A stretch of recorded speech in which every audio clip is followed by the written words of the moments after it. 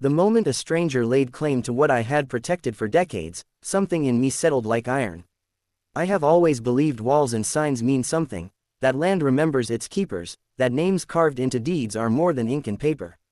When the calm of routine meets bold theft, you find out what you are made of.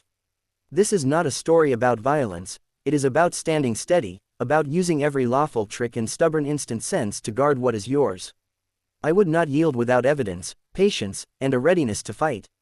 A woman planted herself at my gate, gesturing toward my cabin as if it belonged to her. "This is the one," she announced to a man in a suit, sweeping her arm as though conducting a grand tour. He gripped a clipboard and peered over the fence, smiling as if the deed was already his. I walked onto the porch with a coffee mug and called out, "Can I help you?" She didn't bat an eye. "Yes, you can clear your things out. This property is on the market."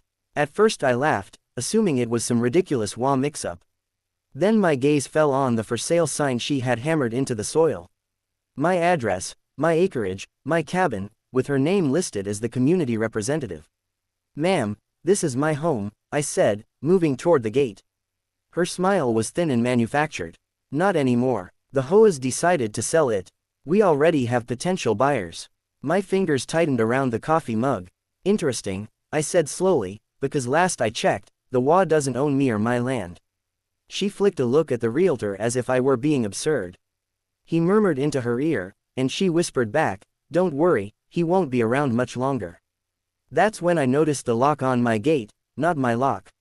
She had swapped it. I pulled out my phone to call the sheriff, but I paused. A sharper plan occurred to me. Without another word I walked to my shed. A minute later I returned with my own padlock, a heavy chain, and an old sign I'd been holding onto. By the time they understood, the gate was chained from my side and a bright red sign swung on it reading, "Private property. Trespassers will be prosecuted." The realtor's grin vanished. Karen's jaw clenched. "You can't do that," she snapped. I took a slow sip of coffee. "Watch me," I said. Karen's voice rose, sharp enough to rattle the leaves. "You're obstructing an official sale. I'll call security now." She pulled out her phone and started dialing, never dropping her stare. I leaned on the gate and watched her like a poorly written TV drama. "Go ahead," I said, "but tell them to bring real badges this time." The realtor stepped back, clearly second-guessing the commission he'd imagined. "Ma'am, maybe we should," he began, but she waved him away. 2 minutes later a battered white SUV rolled down the dirt road, dust trailing. 2 men climbed out wearing uniforms but no insignia or department names. One had a badge clipped to his belt, the sort you can order online for a few dollars. "Sir, we're going to need you to open this gate," the taller man said. I looked him over and smiled. "And I'm going to need you to tell me what law gives you the right to be here." Karen crossed her arms. "These men are community enforcement. They have authority." I stepped toward the fence and lowered my voice so only they could hear. "Here's the thing. I know real law enforcement. I trained them, SWAT, sheriffs, state troopers." I paused, letting the silence settle. "You two are not on any roster." The imposters exchanged glances, but Karen cut in before they answered. "You can't intimidate me with your stories," she barked. "Oh, it's not a story," I said, pulling my phone back out. "It's a live call to the county sheriff. Either leave now or explain to him why you're wearing fake badges on private property." The taller man shifted. The other muttered, "Karen, maybe we should," but she shut him down. "No, he's bluffing." That's when a sound rolled up the road, low, steady, unmistakable. A county patrol truck rumbled by and slowed to a stop behind the fake SUV, red and blue lights blinked against the trees. The real sheriff stepped out, broad-shouldered, mirrored glasses, the kind of man whose presence demanded attention without a shout. "Morning," he said, looking from me to Karen and the 2 knockoff officers. "Someone want to tell me why I'm here?" Karen jumped in. "Yes, this man is illegally occupying the property. We have a buyer ready and he's blocking the sale. He also threatened my security officers." She gestured toward the 2 men as if they were heroes. The sheriff's face didn't change, but his eyes shifted to me. "Is that true?" he asked. I took a breath. "No, Sheriff. This is my land. She's trespassing. They're impersonating officers and she changed my lock." I held up my phone. "I have every second on video." The sheriff turned toward the 2 security officers. "Names?" he asked. They stuttered. One gave a name I knew wasn't real. I'd trained a man with that name 5 years back and it wasn't him. The sheriff's jaw tightened. Badge numbers. Silence. Karen stepped forward, acting as if she still held control. This is a private community matter, Sheriff. The WA has full authority here, she said. He cut her off with a look. Ma'am, unless the WA owns his deed, you have no authority to sell his home or change his locks. She froze, then smirked. Actually, I do have the deed. She dug into her bag and produced a folder, flipping it open as if revealing a trump card. The sheriff took it, skimmed the pages, and frowned. Huh, that's interesting. He looked up at me. These documents claim the property transferred 2 weeks ago. My stomach sank. I had never signed anything. Karen folded her arms, smugness widening. See, all legal. He's been living here for 2 weeks without owning it.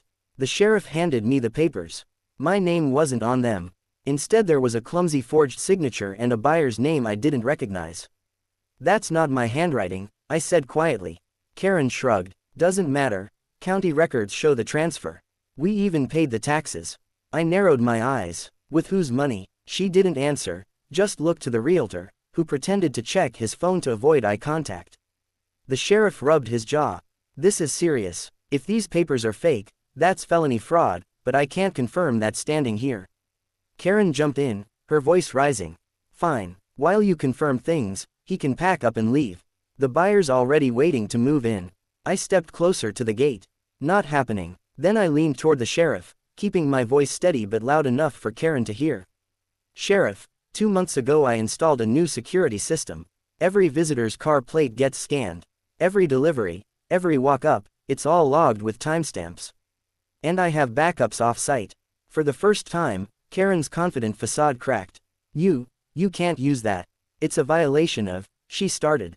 I cut her off. It's my land, my cameras, my evidence.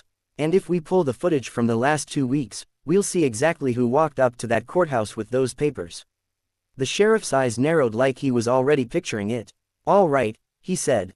We're going to take a drive down to my office and check those records right now. Karen opened her mouth to argue, but before she could, a sleek black SUV rolled up the road. The license plate was covered, the windows tinted. It stopped just behind the sheriff's truck, and the man who stepped out made Karen go pale. He closed the SUV door with slow precision, like someone used to being in control. Tall, clean-cut, wearing a tailored suit that didn't belong on a dusty back road, he walked toward us without a word. Karen's voice, which had been loud and sharp all morning, suddenly dropped. I didn't think you'd come in person, she stammered. He didn't answer her. His eyes went straight to me, cold and calculating, then turned to the sheriff. Officer, this doesn't need to get messy. We have paperwork. We have rights. Let's settle this privately. The sheriff tilted his head. And you are. The man pulled a leather wallet from his jacket and flipped it open. Not a badge, not an ID I recognized, just a business card with a gold-embossed logo and the words Marlowe and Steele Holdings. I'd never heard of it, but the way Karen kept glancing between him and the sheriff told me she knew exactly who he was. I stepped forward. So, you're the buyer. His lips curved into something that wasn't quite a smile. Let's just say I represent interests that want this property urgently. My grip on the gate tightened. Funny, because I don't recall putting it up for sale. Karen finally found her voice. Mr. Steele has connections. This is bigger than you think. If you just move out, you might even get compensated. Her words dripped with false kindness, but her eyes darted everywhere, like she was afraid of what might be said next. The sheriff's patience was wearing thin. Look, either this deed is legitimate or it's not. And until I confirm it, no one's taking a step past this gate. Mr. Steele's gaze locked on him. Sheriff, you have no idea who you're dealing with. I couldn't help myself. I laughed. Funny. That's exactly what I was going to say. Steele's expression shifted when I added, you might want to check whose name is on the original title. The one filed 20 years ago. The sheriff glanced at me. Original title. I nodded. Filed in, '05. My father's name then transferred to me when he passed. I still have the certified copy. Safe, notarized, and stored where no one here can touch it. Karen scoffed, but her voice shook. That doesn't mean anything. Titles get updated. This one was updated. She pointed at the folder in the sheriff's hand like it was the ultimate truth, but her fingers trembled. I leaned forward just enough so Mr. Steele could hear me clearly. Here's the problem with your plan. You bought a fake deed from someone who didn't own this place. And when that comes out, it's not me facing charges. It's you. The sheriff's radio crackled. Dispatched to Unit 4, a deputy's voice. Yeah, we pulled the courthouse security cam from 2 weeks ago. That property transfer. Yeah, your suspect's a female, mid-50s, short blonde hair, floral blouse. Everyone's eyes slid toward Karen. She froze. That's not me. I wasn't even there. But the sheriff was already walking toward his truck. We'll see about that, and if the footage matches, we're adding criminal impersonation, document fraud, and unlawful lock change to your list. Steele stepped closer to her, his voice low but sharp. You told me this was clean. You said he was a squatter. Karen's face drained of color. He was supposed to be gone by now, Steele said. I couldn't stop the smirk. Sorry to disappoint. The sheriff turned back to me. Sir, I'm going to need you to come down to the station with us. Bring that certified title copy. We'll get this straightened out. I nodded, already picturing the storage locker where it was kept. But as we started toward the vehicles, Steele pulled out his phone, stepped away from the group, and muttered into it, Plan B. Do it tonight. Those 3 words cut through the air like a blade. I stopped mid-step, pretending to adjust my jacket while my ears stayed locked on his voice. Steele's tone was calm, but it carried the weight of someone used to getting his way. No, I don't care if it's risky. Make sure the place is empty first, then burn it. My stomach turned cold. He wasn't talking about paperwork anymore. He was talking about my home. Karen caught my expression and instantly looked away, fidgeting with the hem of her blouse. That told me everything. She knew and she wasn't going to stop it. The sheriff must have noticed the shift in my face. Something wrong? He asked. I glanced at Steele, who had already pocketed his phone and was smiling like nothing had happened. Everything's fine, Steele said quickly. Let's just wrap this up. I made a split-second choice.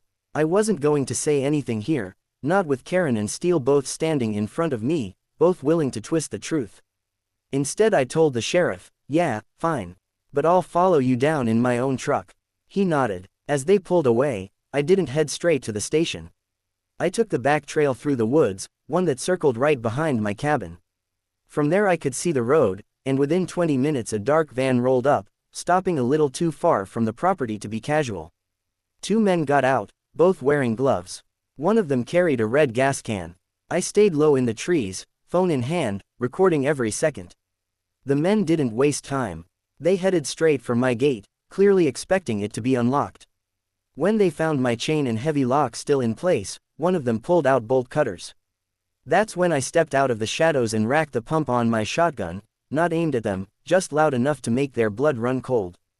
Private property, I said, my voice steady. And you're about 5 seconds from explaining to the sheriff why you're carrying gasoline. One of them dropped the can. The other tried to bluff. We're, maintenance workers. I raised an eyebrow. Yeah, maintenance usually comes during the day without masks. I nodded toward my camera. Smile. You're already on 3 different security feeds. I didn't even have to call the sheriff. He'd already doubled back, suspicious after the way Steele had rushed to leave. His patrol truck rolled up behind the van, lights flashing, blocking their escape. Within minutes both men were in cuffs. The sheriff looked at me. I'm guessing these 2 aren't on your payroll. I handed him my phone with the video and said, and that's not even the best part. Check the voice memo I recorded earlier. You'll hear exactly who sent them. By nightfall, Karen was arrested for fraud and trespassing. Steele was picked up for conspiracy to commit arson and property theft. It turned out Marlowe and Steele Holdings had been targeting older properties to flip illegally. Mine was the one they couldn't steal quietly. As I locked my gate for the last time that night, I glanced at the new sign hung next to the chain, protected land, owner armed and recording. I thought about my father, about the title he'd left me, and about the people who thought they could take it with fake paper and cheap threats. I took one last look toward the road and muttered, I didn't fight for this country to hand it over to crooks. Then I walked back inside my cabin, my land, my rules, knowing no one would dare touch it again.